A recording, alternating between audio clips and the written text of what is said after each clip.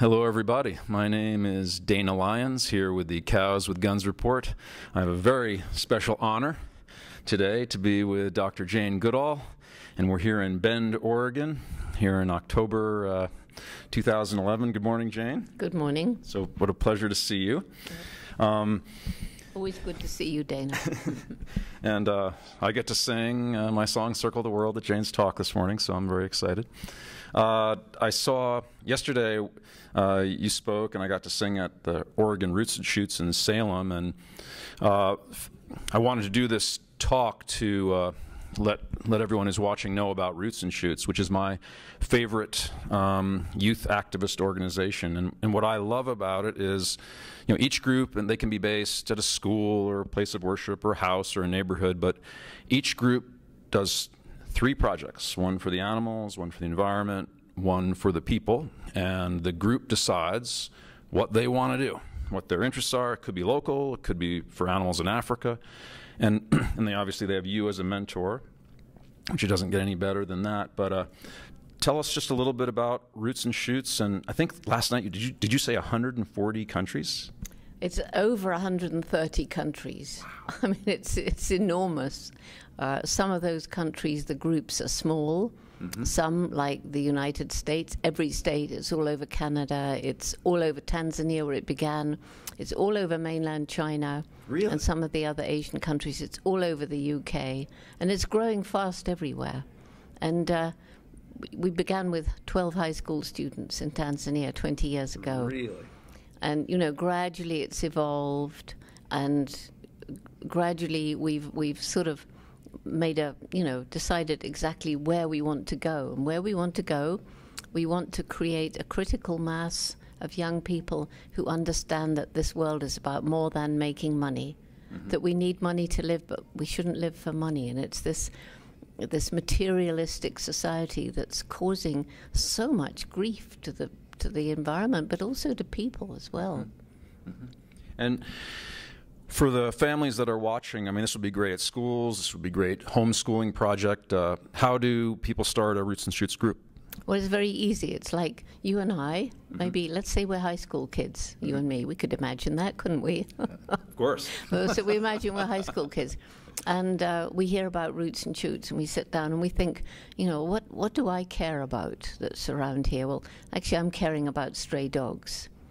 You're probably going to care about forests, protecting trees. And then we bring in somebody else, and they say, well, what about the homeless people? Don't we care about them? And so gradually the group grows as more and more people join because they have interest in these areas. And then you talk about it, and you think, well, actually we could do this. Like in China, they built a no-kill dog shelter. Like all over the world, they're planting trees. Like everywhere, there are projects to help, going in to help old people who've perhaps been abandoned by their family, or working with street children. And then you roll up your sleeves and get out there and do it. It's that simple. And there's also this theme of let's learn to live in peace and harmony with each other. And that means different religions, different cultures, different nations, but also us and Mother Nature. And last night, there's something you said that I just loved, that when you go after a project, you shoot for the stars, and maybe you'll hit the moon. And I remember when you were describing your idea about circling the world with the peace doves, and we're going to be singing that today. I was sitting in the audience going, oh my God, she thinks so big. But I know there's lots of people out there that have projects and dreams. Just talk about just how to approach it. Well, I think the main thing is if you get an idea which you believe is good, you want to bounce it off people. Because, sometimes you think it's great, and then you think, oh my goodness, what he says is right. I better think about that and perhaps do something a bit differently. So you first of all talk about it and plan it and think, if I'm going to do this, what do I need? How long will it take? What obstacles may I have to overcome?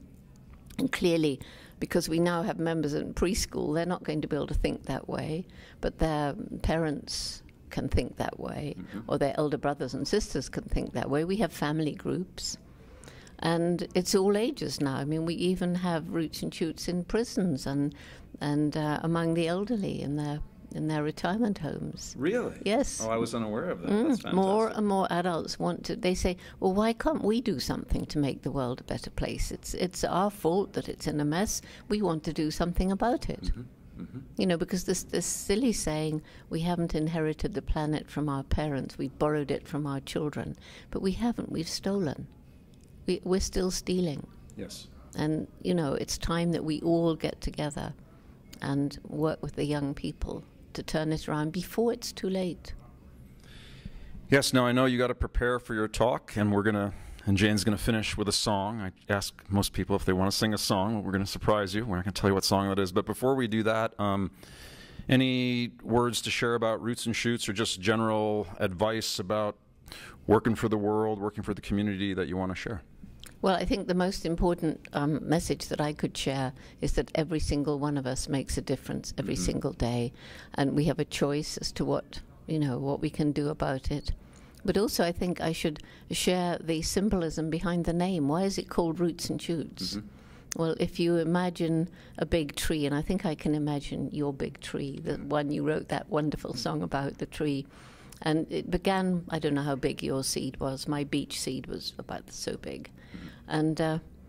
And you can pick it up when it starts putting out a little shoot and some little roots. And it seems so tiny and frail and weak, but there is a magic in that seed, a life force so strong. Those little roots to reach the water can work through rocks and push them aside, and that little shoot to reach the sunlight can work through cracks in a brick wall. So we see the rocks and the walls as all the problems that we humans have inflicted on the planet, environmental and social. And the message is hope. Hundreds and thousands of young people, the roots and the shoots, can break through and make this a better world for all living things. We can do it. Start your Roots and Shoots group in your town. We're here in Redmond, Oregon. Jane's getting ready to speak here. Rootsandshoots.org or janegoodall.org. We'll flash that on the screen. Jane, let's hear your song. Well, my song is the closest to singing that the chimpanzees get. And I'll have to do two, because I have to, the normal greeting.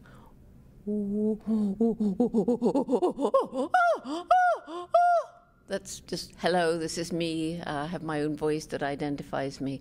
But then there's the closest they get to a song, which is in the evening when they're lying in their nest and they're calling back and forth across the valley.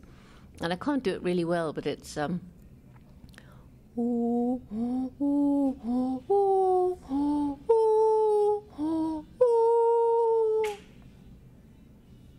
all's well with the world. Thank you so much for sharing that. Dr. Jane Goodall here in Redmond, Oregon. Thank you, Jane. Thanks, Dana.